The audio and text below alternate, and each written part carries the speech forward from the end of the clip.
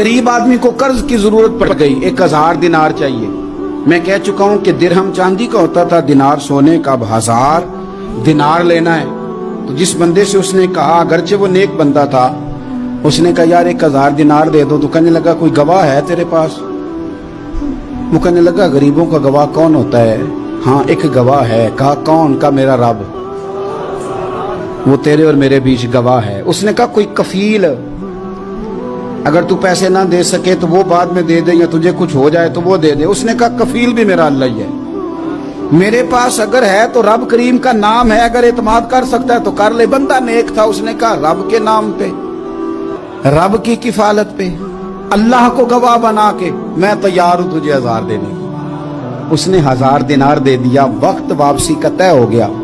वो चला गया पैसे लेके। उसने पूरी मेहनत की कि मैंने वक्त पे पैसे लौटाने, पूरी मेहनत भी कर ली, अल्लाह ने मदद भी कर दी, पैसे भी उस तारीख को उसे मिल गए। बाद लोगों का तो लौटाने का दिल ही नहीं ना होता। फरमाया हदीस पाक में कि तू लौटाने का इरादा कर, रब तेरी मदद भी फरमाएगा। लेकिन यहाँ बहुत सारे लोग कहते हैं खैर है, इरादा ही नहीं। तो फिर जिस तरह का बंदे का गुमान हो, रब भी उसी तरह का मामला फरमाता है।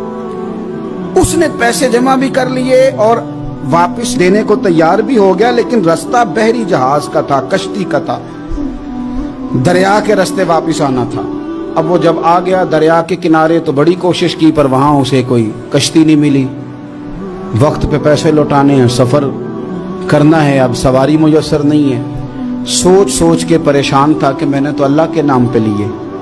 अचानक दिल में एक तजवीज आई। उसने एक लकड़ी ली, लकड़ी को अंदर से खोला, 1000 दिनार उसमें भरा। बुखारी पढ़ रहा हूँ, और साथ एक खत भी लिखा कि यार मैं पैसे पहुंचाना चाहता था पर मुझे कोई चीज नहीं मिली दरिया के उस पार आने, अल्लाह के नाम पर तेरी तरफ रवाना कर रहा हूँ। और ये कह के वो लकड़ी दरिया में रख दी। वो लकड़ी डूब गई है, वापस आ गया। वो जिसने पैसे लेने थे वो ऐन मुकर्ररा वक्त पर दरिया किनारे आया। सुबह से सरे शाम तक उसने इंतजार किया। दिल ढलने लगा तो दिल में ख्याल आ गया कि यार नहीं, उसने देने ही नहीं, झूठा वादा कर गया, पहुंचा ही नहीं वक्त पे। अब जब वापस लौटने लगा तो अचानक दरिया में एक लकड़ी तैरती हुई दिखाई दी। कहने लगा ले जाता हूं, शाम को रोटियां पकाने के काम आएगी, ईंधन बना के जला लूंगा, हंडिया पक जाएगी। लकड़ी उठा के जलाने के लिए घर लाया। गुमान था कि वो नहीं आया वादा करके। अल्लाह को कफील और वकील बना के और गवाह बना के फिर भी नहीं आया। लकड़ी लेके घर गया, बुखारी है। और जब उसको चीरा ना कि मैं इसकी आग जलाऊंगा, खोला तो अंदर से 1000 दिनार भी निकल आया, खत भी निकल आया। अब जरा समझना, उसके दिल में बात किसने डाली कि तू लकड़ी में पैसे डाल दे? अल्लाह ने। उस बंदे को मुकर्ररा वक्त पे किनारे भेजा किसने? लकड़ी सिर्फ उसी के हाथ आई तो ये बंदोबस्त किया किसने?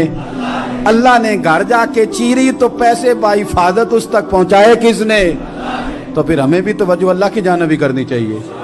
हमारे पे दिल की तवज्जो रब की तरफ ही होनी चाहिए ना। हमें इधर उधर जाने की, देखने की, बंदों पर गौर करने की जरूरत क्या है? वो पैसे पहुंच गए, ये वहां अपनी जगह पे परेशान था। इसने 1000 दिनार और जमा किया।